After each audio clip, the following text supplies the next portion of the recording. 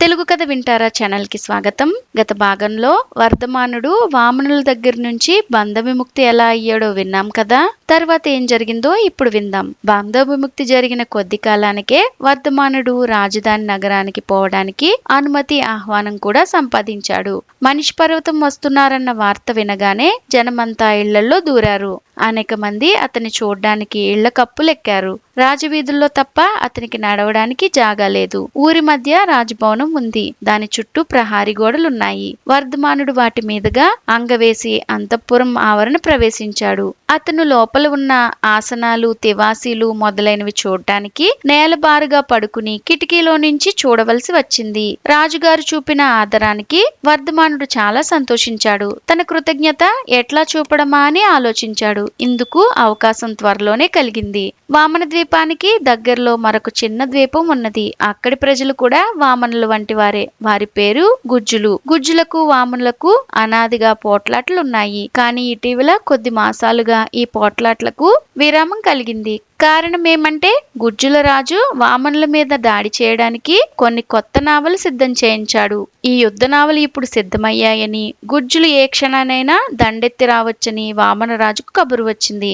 ఆయన వర్ధమానుడి సహాయం కోరాడు. వామనులకు సహాయం చేస్తానని, తాను చెప్పినట్లు చేస్తే గుజ్జులు యుద్ధ నౌకలన్నిటినీ పట్టి తెస్తానని వర్ధమానుడు చెప్పాడు. రాజుకి పరమానందం కలిగింది. ఏమి కావాలో చెప్పి చేయించుకోమన్నాడు. వర్ధమానుడు తనకి తగినంత మోకు, లావుపాటి ఇనుప చువ్వలు కావాలన్నాడు. కానీ వామనుల దగ్గర ఉన్న మోకులు దారం కంటే అట్టే లావు లేవు. ఇనుప చువ్వలు తీగ మేకుల్లాగున్నాయి. వీటితోనే వర్ధమానుడు పని ప్రారంభించాడు. తనకు దొరికిన తాటిని 3 పేట్ల పేని కాస్త బలమైన తాడు తయారు చేశాడు. ఈ విధంగా 50 తాళ్లు తయారు చేశాడు. 3 చువ్వలు కలిపి మెలిపెట్టి వంచి 50 కొంకీలు తయారు చేశాడు. ఒక్కొక్క తాటి చివర ఒక్కొక్క కొంకి కట్టాడు. వీటన్నిటినీ భుజాన వేసుకుని గుజ్జుల నౌకలు వచ్చే దిక్కుగా సముద్రానికి వెళ్ళాడు. గుజ్జుల ద్వీపానికి వామన ద్వీపానికి మధ్య సన్నని జలసంధి మాత్రమే అడ్డం ఉంది. ఇది ఎక్కడ నిలువు లోతు కంటే లేదు. వర్ధమానుడికి దూరాన గుజ్జుల నౌకలు కనిపిస్తూనే ఉన్నాయి. అన్ని కలిసి 50 యుద్ధ నౌకలు, కొన్ని చిల్లర పడవలు ఉన్నాయి. వర్ధమానుడు నీటిలోకి దిగి వాటికేసి నడవసాగాడు. అతను ఏం చేస్తాడో చూద్దామని వామనుల రాజు అతని పరివారము తీరానికి వచ్చారు.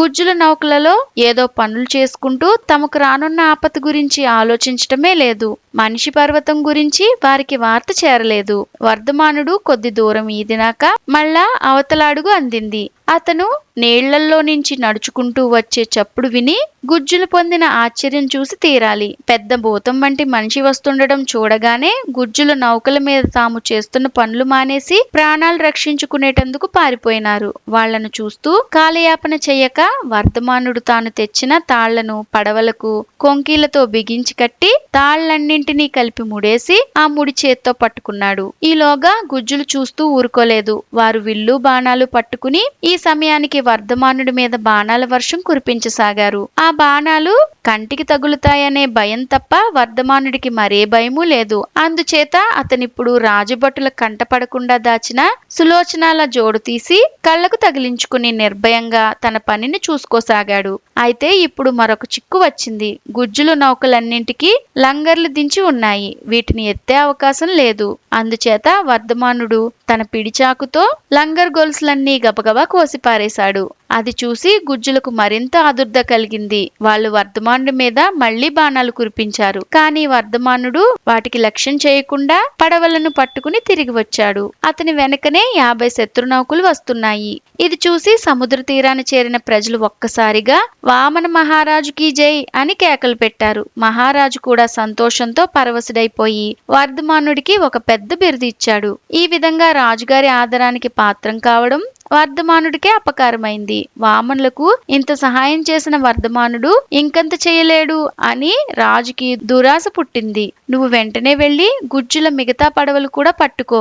ఒక్క పడవలు పట్టుకోవడం కాదు, గుజ్జులను పూర్తిగా నాశనం చేయడానికి, వాళ్ళ దేశాన్ని పూర్తిగా ఆక్రమించుకోవడానికి నువ్వు సహాయపడాలి. అప్పుడు నేను ప్రపంచానికంతటికి అధిపతిని అవుతాను అన్నాడు రాజుగారు వర్ధమానుడితో. ఇటువంటి దుర్మార్గానికి వర్ధమానుడు ఒప్పుకోక గుజ్జుల రాయబారులు చెప్పే న్యాయమైన షరతులు ఒప్పుకుని మీరు సంధి చేసుకోవడం ధర్మం అన్నాడు రాజుతో. గుజ్జుల రాయబారులు సంధి కోసం వచ్చి వర్ధమానుడు తమకు న్యాయంగా మాట్లాడాడని విని అతని దర్శనం చేసుకుని అతని శౌర్య పరాక్రమాలను గుణగణాలను పొగిడి తమ దేశం రావలసిందని తమ రాజుగారికి దర్శనం ఇప్పించవలసిందని కోరారు. వర్ధమానుడు కూడా గుజ్జుల రాజుగారి కీర్తి జగద్విఖ్యాతమని వారికి తన నమస్కారాలు అందజేయవలసిందని ఎప్పటికైనా తప్పక తాను ఆ రాజుగారి దర్శనం చేసుకోకుండా స్వదేశానికి వెళ్లిపోనని రాయబారులకు తెలియజేశాడు. వర్ధమానుడు సహాయ నిరాకరణం చేయడం వల్ల వామనరాజు గారు గుజ్జు రాయబారుల షరతులపైనే సంధి చేసుకోవలసి వచ్చింది. కానీ